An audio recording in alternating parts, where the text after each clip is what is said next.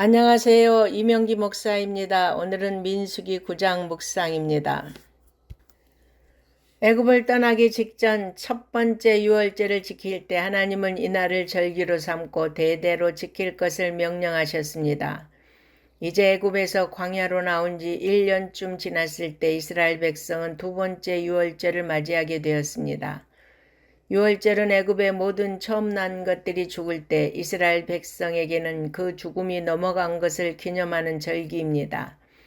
그런데 출애굽 당시에는 유월절 식사에 참여할 수 있는 조건이 제정되지 않았기에 모든 이스라엘 자손이 유월절을 지킬 수 있었습니다. 그러나 레위기에서 제사와 정결에 관한 규례가 주어졌기 때문에 시체를 접촉한 자들은 몸이 부정하게 되어 유월절 의식에 참여할 수 없었습니다. 몸이 부정하게 된 자들이 이 딜레마를 해결하기 위해 모세에게 문제를 제기하자 하나님은 몸이 부정하게 되어 정한 기일에 유월절을 지킬 수 없는 자들은 한 달 후, 즉 2월 14일에 유월절을 지키라고 말씀하셨습니다. 먼 여행 중에 있어서 정한 기일에 유월절을 지킬 수 없는 자들 역시 한 달 후에 지킬 것을 규정했습니다. 그러나 몸이 정결한 자나 멀리 여행 중이 아닌 자가 유월절을 지키지 않을 경우 그는 하나님의 백성 중에서 끊어질 것이라고 경고하셨습니다. 백성 중에서 끊어진다는 말은 하나님이 자기 백성으로 여기지 않으시겠다는 말씀입니다. 그러면 우리의 유월절은 언제일까요?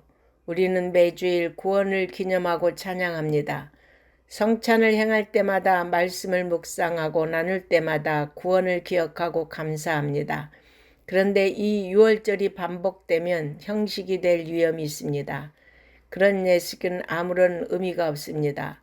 따라서 여러분, 우리 가슴 속에는 어린 양처럼 십자가에서 속죄 제물이 되신 예수님의 구원의 은혜를 한순간도 잊지 않는 것이 참된 유월절을 지키는 것입니다. 우리의 삶이 예배가 되고 항상 감사와 찬양이 충만한 참된 예배가 되기를 바랍니다. 성막을 세운 날에 구름이 성막을 덮었습니다. 이 구름은 하나님이 이스라엘 백성 가운데 임재하시고 함께 하신다는 표현이었습니다.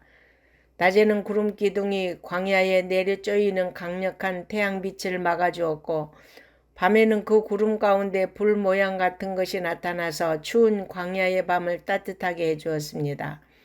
구름은 이스라엘 백성을 인도하는 역할도 했습니다. 구름이 성막 위에 머물 때면 이스라엘 백성은 진을 치고 한 달이든 1년이든 머물렀습니다. 이런 모습은 성도가 하나님의 임재 안에 있으면 안전하게 보호받는다는 사실을 보여줍니다.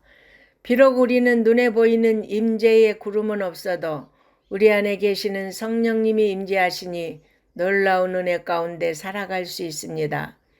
에녹이 평생 하나님과 동행했던 것처럼 우리도 날마다 하나님과 동행하며 그분의 임재를 체험하며 살아가야 합니다. 본문에서 중요한 것은 구름이 아니라 구름의 움직임을 따라 행하라고 명령하신 하나님의 말씀입니다. 그들이 진을 치거나 움직이는 모든 바탕에는 하나님의 말씀이 있었습니다. 모세가 이스라엘 백성을 이끌고 가기는 했지만 실제적인 사령관은 하나님이셨습니다. 이스라엘 백성에게 하나님의 말씀은 이해할 수 없더라도 따라야 할 삶의 기준이었습니다. 이스라엘이 광야에서 40년이라는 긴 세월을 견딜 수 있었던 것은 하나님이 그들 가운데 계시며 말씀하셨기 때문입니다. 이스라엘 역사상 가장 어두웠던 시기는 광야를 헤매던 때가 아니라 말라기 선지자 이후 예수님이 오시기까지 도무지 하나님이 말씀하지 않으셨던 400년의 시기였습니다. 그러므로 성령님의 내주하심은 우리 성도들에게 엄청난 특권이며 축복입니다. 그러므로 성도 여러분, 우리를 하나님의 거룩한 전으로 삼으시고 영원토록 떠나지 않겠다는 약속을 주신 은혜에 감사하며 언제나 성령님의 인도하심에 순종하며 살아가는 복된 성도들이 되시기를 바랍니다. 아멘.